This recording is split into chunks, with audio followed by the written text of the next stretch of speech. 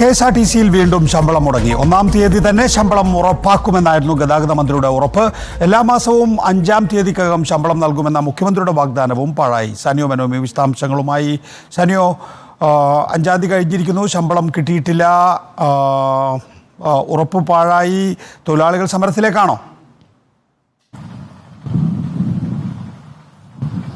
സമരം എന്ന സൂചന ഇപ്പോൾ നൽകുന്നില്ലെങ്കിലും കടുത്ത പ്രതിഷേധത്തിലാണ് KSRTCയിലെ തൊഴിലാളികളുള്ളത്. തെരഞ്ഞെടുപ്പ് കഴിഞ്ഞ ആദ്യ മാസം, അതായത് തെരഞ്ഞെടുപ്പ് കഴിഞ്ഞ് 2 ദിവസം ഫലം വന്ന് 2 ദിവസം കഴിയുമ്പോൾ തന്നെയുള്ള മാസത്തിൽ തന്നെ ഇത്തരത്തിൽ ശമ്പളം മുടങ്ങുന്നത് വലിയ പ്രതിസന്ധിക്കിടയാക്കുന്നു എന്നാണ് തൊഴിലാളികളുടെ ഒരു വാദം. കൂടാതെ ഇത് ജൂൺ മാസമാണ്, സ്കൂളുകളടക്കം തുറക്കുന്ന ഒരു മാസമാണ്. പല തൊഴിലാളികളും വലിയ പ്രതിസന്ധിയിലായിരിക്കുന്നു എന്നാണ് നമ്മളോട് സംസാരിക്കുമ്പോൾ അവരെല്ലാവരും പറയുന്നത്. നേരത്തെ സ്കൂളുകൾ തുറക്കുന്ന ജൂൺ മാസത്തിൽ പോലും നേരത്തെ തന്നെ ശമ്പളം കിട്ടുമെന്ന് നേരത്തെ ഗതാഗത മന്ത്രി അടക്കം പറഞ്ഞിരുന്നു. 1-ാം തീയതി തന്നെ ശമ്പളം ഉറപ്പാക്കുമെന്നാണ് ഗതാഗത മന്ത്രി ആദ്യം പറഞ്ഞിരുന്നത്. മുഖ്യമന്ത്രി പിന്നീട് അത് 5-ാം തീയതിക്കുള്ളിൽ എല്ലാവർക്കും ശമ്പളം കിട്ടുന്ന തരത്തിലേക്ക് കാര്യങ്ങൾ കൊണ്ടുപോകുമെന്ന് പറഞ്ഞിട്ടും ഇന്നിപ്പോൾ 6-ാം തീയതിയാണ്, ആർക്കും ശമ്പളം കിട്ടിയിട്ടില്ല.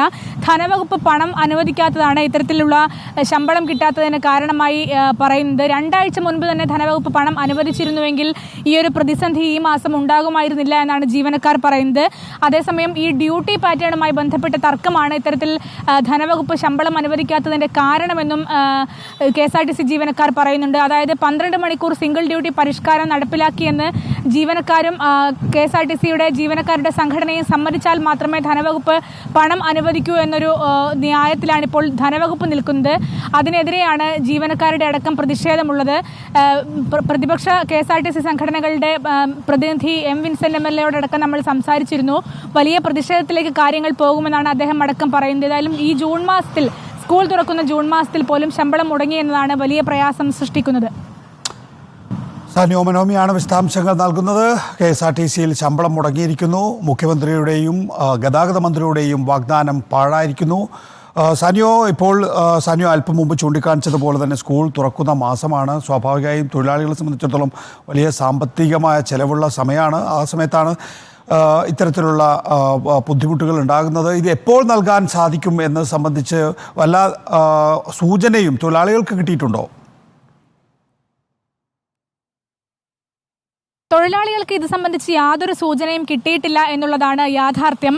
സോഷ്യൽ മീഡിയ പോലുള്ള പ്ലാറ്റ്ഫോമുകളിൽ ഇടത് സംഘടനയിൽപ്പെട്ട തൊഴിലാളികൾ തന്നെ വലിയ പ്രതിഷേധം ഉയർത്തുന്ന ഒരു സാഹചര്യമുണ്ട്. അതായത് ഈ ഒരു ജൂൺ മാസത്തെ പ്രതിസന്ധി മുന്നിൽ കണ്ടുകൊണ്ട് 2 ആഴ്ച മുൻപെങ്കിലും ധനവകുപ്പ് ഈ ശമ്പളം നൽകാനുള്ള 50 കോടി രൂപ അനുവദിച്ചിരുന്നുവെങ്കിൽ ഈ പ്രതിസന്ധി ഉണ്ടാകില്ലായിരുന്നു എന്നാണ് ജീവനക്കാർ പറയുന്നത്. പലരും പ്രതിഷേധം പരസ്യമാക്കി സോഷ്യൽ മീഡിയകളിലടക്കം രംഗത്തെത്തിയിട്ടുണ്ട്. പക്ഷേ അത് നമ്മളോട് സംസാരിക്കാൻ, അതായത് പ്രതികരണം തരുന്ന തരത്തിലേക്ക് എത്തിക്കാൻ മാത്രം അവർക്ക് കഴിയുന്നില്ല.